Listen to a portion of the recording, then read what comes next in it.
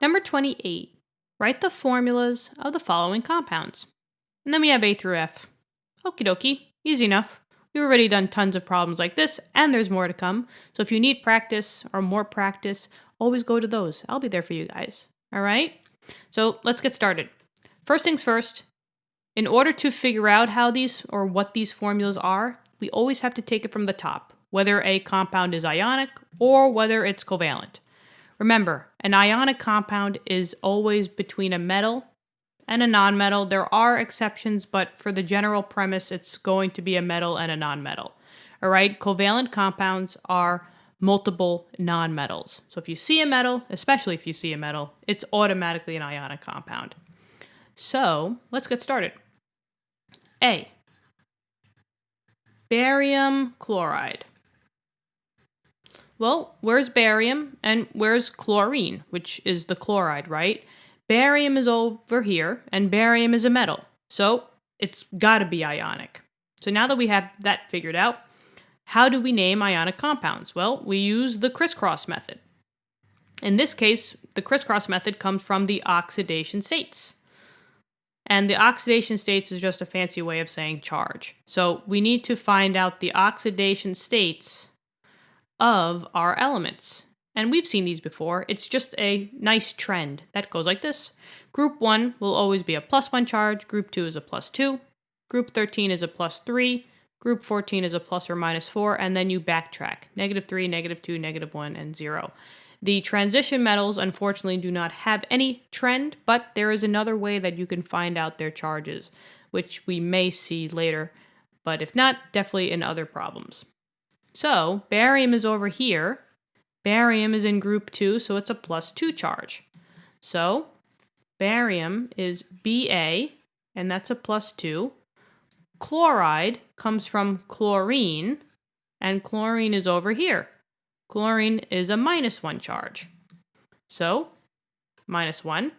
And now we can crisscross, which means that we take the charges from up above and we crisscross them down to tell us how many of each atom we have. So this 2 will crisscross down to tell me that I need 2 chlorines. This 1 will crisscross down to tell me that I need 1 barium. And when that happens, you get rid of the charges. And keep in mind that I didn't say like +2 and I didn't say -1. I just took the absolute number. So now, here's our nice and neat compound, Ba1, but technically you don't have to tell them that there's one of them. It's implied, Cl2. So just be BaCl2. And that's the answer for A. B. Magnesium nitride. Okay, well, is it ionic or is it covalent? Magnesium is over here. It's a metal, so it's automatically ionic. And magnesium is in group 2. That's a +2. We need that in order to crisscross. So magnesium is Mg. That's a +2. Nitride comes from nitrogen. Nitrogen's over here, and it's a -3. So we have N -3.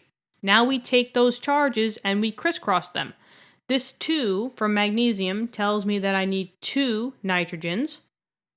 This 3 tells me that I need 3 magnesiums.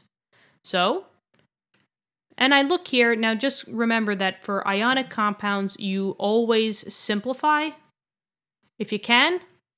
In covalent compounds, you never simplify. So even if they might trick you to simplify it, you will not simplify, all right? So in here, there's 3 and 2. There's really no number that I can divide each. That's pretty simplified by itself. So this would just be Mg3 and 2. And that's the answer for this one.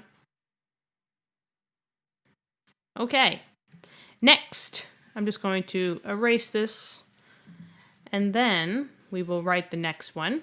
So what do we got going? We got C. Sulfur dioxide. Okay, so is it ionic or is it covalent? Sulfur is over here, it's a nonmetal, and dioxide, that comes from oxygen. So these are both 2 nonmetals. So this would be covalent. Now covalent, we don't need the charges. This is what I like to call it as you see it.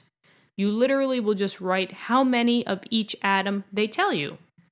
So in this case, you have sulfur. Now, how are you going to know how many there are? You follow the prefixes for covalent compounds.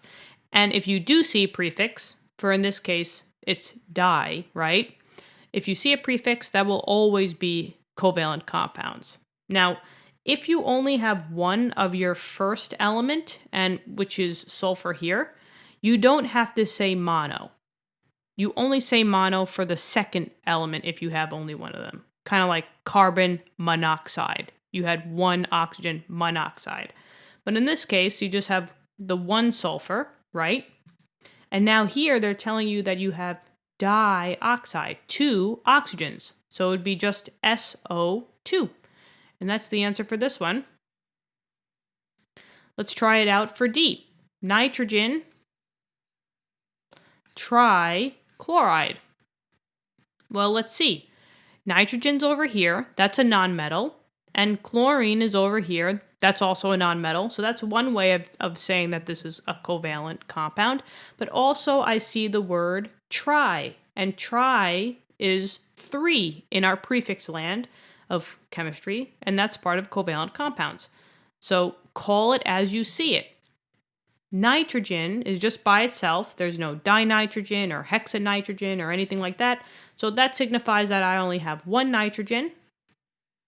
But now I have trichloride. Chloride is chlorine. So that's Cl. And the tri means 3, right? It's right here. So it would be NCl3. And that's that. And now we are moving on. So let me just erase this. And let me write out E. What's E? Dinitrogen. Trioxide.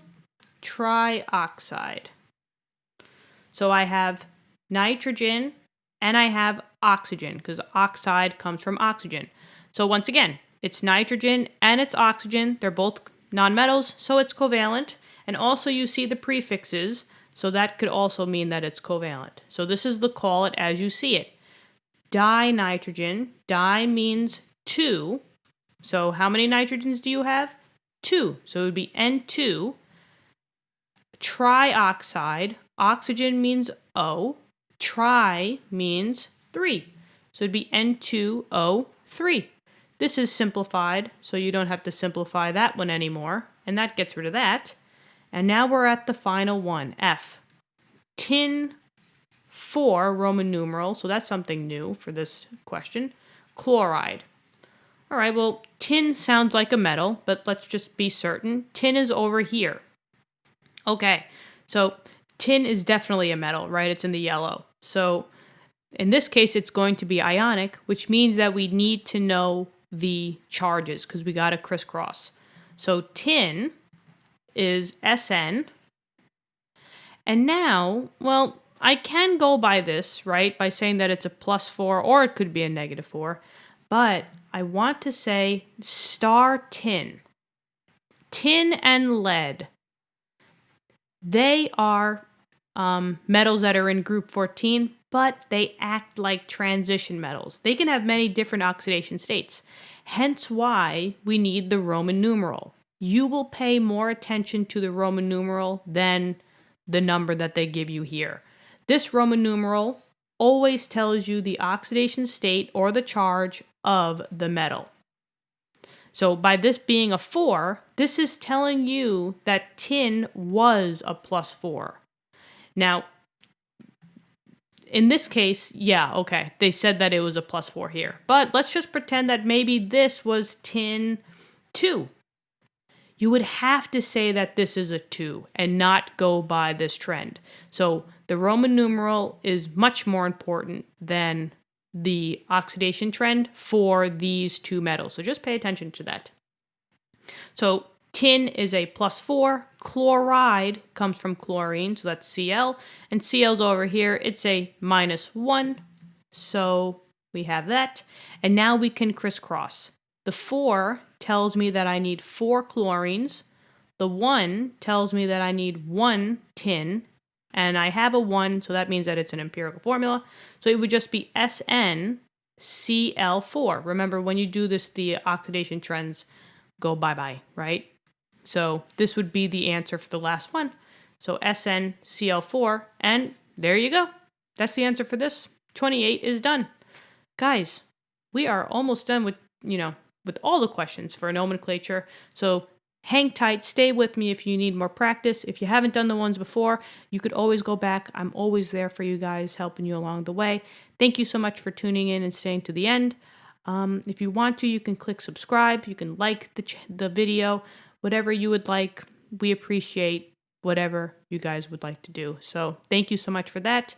Thanks so much for the support. I'll see you guys all in the next question. Bye-bye.